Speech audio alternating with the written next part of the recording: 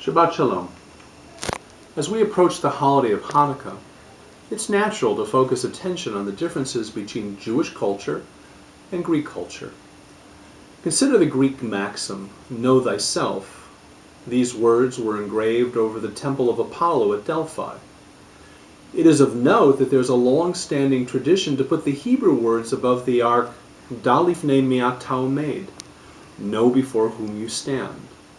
In Greek culture, one should work to develop the self, both physically and emotionally and spiritually.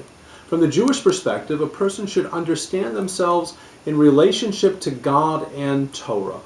The differences could not be greater between these two cultures. A great example of the Jewish approach to self-knowledge is found in the Torah reading of Vayishlach.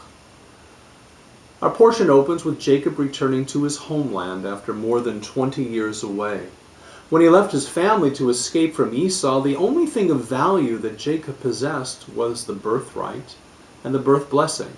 The precious nature of the covenantal blessing is confirmed when Jacob had a dream. He had no worldly possessions, but a ladder appears to him, and there the angels tell him of a wondrous and blessed future. However, during his years with Laban, all of his labors were focused to win the hand of Rachel.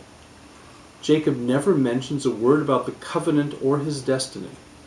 What does concern Jacob during those years is having children and accruing wealth.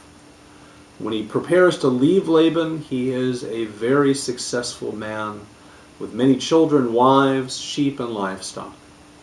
While Jacob proves to be a cunning businessman, the man who is to be the spiritual heir to Abraham seems to be absent. This might explain an enigmatic statement describing Jacob. The man Ish prospered exceedingly, and he possessed great herds and maids and servants and camels and donkeys. This is the first time in the book of Genesis since Adam that a man was called Ish. And perhaps the statement the Torah is making is that Jacob no longer knows himself. He no longer understands himself. He's called Ish because perhaps he has forgotten his spiritual knowledge. All of this helps to explain one of the most difficult stories in the book of Genesis, the wrestling match between Jacob and an angel. The Torah tells us that on the eve of his reunion with Esau, that Jacob divides his camp to protect them, and that he was alone.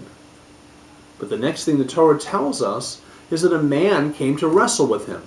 Was he alone or not? We don't know who the intruder is. All we know is that when daybreak comes, that the intruder wants to run away, but Jacob holds on to him. Moreover, he asks him for a blessing. Perhaps what the Torah is really talking about when it talks about this Ish, this man, is an internal struggle going on inside of Jacob, who understands that he has given up the birth blessing and the birthright for physical wealth. Perhaps this is a story about a man who wants to return to his former self, and this is why he needs to change his name. No longer can he be the one who's clutching onto his brother's heel, wanting to have what he has. He has to be willing to know himself and stand on his own. It is the knowledge of what it means to stand in God's presence, to embrace our destiny, that is at the heart of this story. How different from the self-knowledge of the Greek culture to know thyself alone, without God. As Hanukkah approaches, we would all do well to follow Jacob's good example. While gifts are certainly part of our Hanukkah celebration, let us not neglect our spiritual gifts. Shabbat Shalom.